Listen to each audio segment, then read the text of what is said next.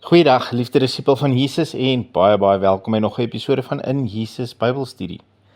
Ons het gister begin gesels oor tiendes en ons het spesifiek na Maleagi 3 vers 10 begin kyk.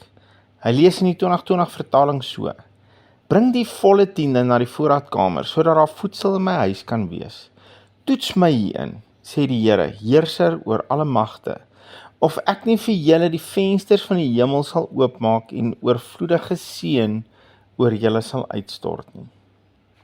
Wat ons reeds gesien het, is dat ons tiende gee en nie betaal nie. Dis nie soos my huispaaiement of my Edgars-rekening wat ek betaal nie, maar is eerder iets wat ek vir die Here bring. Dis iets wat ek vir hom gee uit dankbaarheid dat hy vir my voorsien.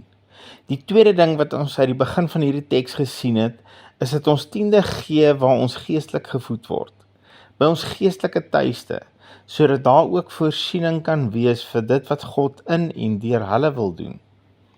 En dan maak God hierdie merkwaardige uitnodiging.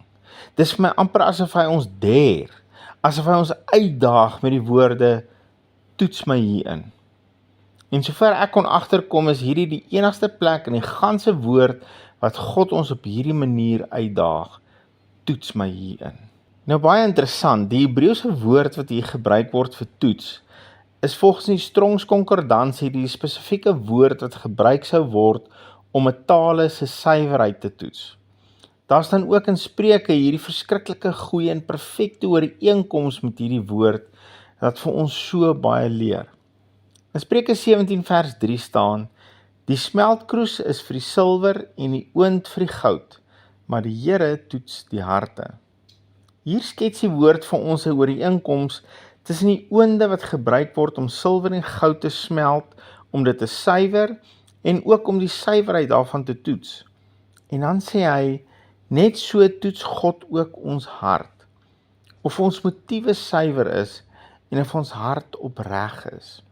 Maar hierdie woordjie vir toets in die B-gedeelte wat sê, maar die Here toets die harte, is presies dieselfde woordjie vir toets wat gebruik word in Maleagi wanneer God sê, toets my hierin. Dis asof God ons wil uitnooi. Ek toets soms jou hart, maar jy is ook welkom om my hart te toets. Kom toets my met jou finansies. Stel my op die proef en kyk of ek getrou is. Wow, wat 'n uitnodiging. Onthou, God bly God. Of ek en jy ons tiende gee of nie, dit verander niks aan God se goddelikheid nie. Hy bly God, punt.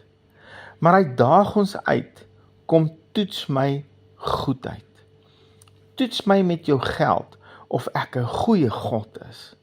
En ons weet, daar kan nou maar een moontlike uitkoms op hierdie toets wees, want ons God is 'n goeie God. Hy's 'n fenominale goeie en getroue God met 'n fenominale goeie hart, en daar kan maar net een uitkoms vir hierdie toets wees. Jy sal ervaar dat hy goed is. En hoe gaan jy dit ervaar? Hoe gaan hierdie toetsresultaat lyk, as ek dit so mag stel? Die res van die sin gee vir ons die antwoord. Hy sê, toets my hierin, of ek nie vir julle die vensters van die hemel sal oopmaak en oorvloedige seën oor julle sal uitstort nie. Daar's net een moontlike uitslag wanneer jy God se hart met jou geld sou toets. Ek sal die vensters van die hemel oopmaak en oorvloedige seën oor julle laat kom. Ek dink jy sal met my saamstem dat daar nie enige moontlike gebreke of tekorte in die hemel is nie. Inteendeel, ek dink as daar nou een plek is waar daar oorvloed op oorvloed is, dan is dit die hemel. En dan sê God hier, ek sal daai plek van oorvloed, die hemel, se vensters oopmaak en jou met oorvloed seën. Ek sal die oorvloed van die hemel oor jou uitstort. Geliefde van Jesus, dis baie duidelik dat God se hart is nie om terug te hou nie. Hy is nie die een wat sy seun terughou of weerhou van ons nie. Sy hart is om my en jou met sy oorvloed te seën, om dit oor ons uit te stort. Is jy vandag egter gewillig om hierdie uitnodiging op die proef te stel? Het jy vandag die guts om die skepper van hemel en aarde se hart te toets, sodat jy kan ervaar hoe sy hart vir jou lyk? En as jy wil begin om jou tiende te gee, maar jy kan eenvoudig dit net nie bybring nie, begin met iets. Begin met 'n R50 en sê vir hom, Here Jesus, dis wat ek nou het om U op die proef mee te stel. Wys my U hart, sodat ek kan groei, tot ek selfs baie meer as net my tiende kan gee. Maar hier's my eerste R50. Ek wil graag iewers begin. Hier's hy. Vat dit van my. Ek het dan ook net vir jou 2 stukkies raad in hierdie journey wat jy God wil toets met jou tiende. Wees getrou en wees aanhoudend. Of jy nou besluit om R50 of R100 of R10,000 te gee, wees net aanhoudend en konstant. Moenie net een keer R50 gee en dan wanneer niks onmiddellik verander nie, sê God se woord werk nie. Nee, as jy hom wil toets of hy getrou is, moet jy eers bewys dat jy getrou is. Besluit op 'n bedrag en besluit om dit getrou te gee. Al tref dit tsunami jou bankrekening, dan gee jy nog daai bedrag. Jy gee nie omdat dit vir jou gemaklik is nie, jy gee omdat jy vir hom wil wys, geld het nie jou hart nie. En hy kan jou maar vertrou dat jy ook getrou is. En kyk wat hy gaan doen. As daar een ding is waarvan ek baie seker is dat God getrou is, veral in sy woord.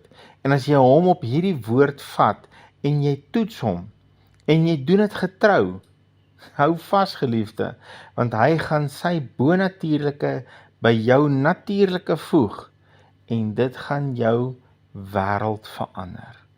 Hy wil jou wêreld verander. Hy's 'n goeie God. Hy's 'n getroue God en hy wil sy goedheid met jou deel. Here Jesus, baie dankie vir U woord. Dankie Here vir hierdie uitdaging. Ons kom vandag en ons aanvaar dit. Dankie Here dat daar in hierdie toets net een moontlike uitslag kan wees. Is dat ons kan ervaar dat U 'n goeie en 'n getroue God is. Dankie vir U beloftes, dankie vir U woord. Dankie dat U ons eerste lief gehad het. In Jesus naam. Amen. Geliefde van Jesus, hou jou oog op Jesus en jou neus in sy woord. Shalom.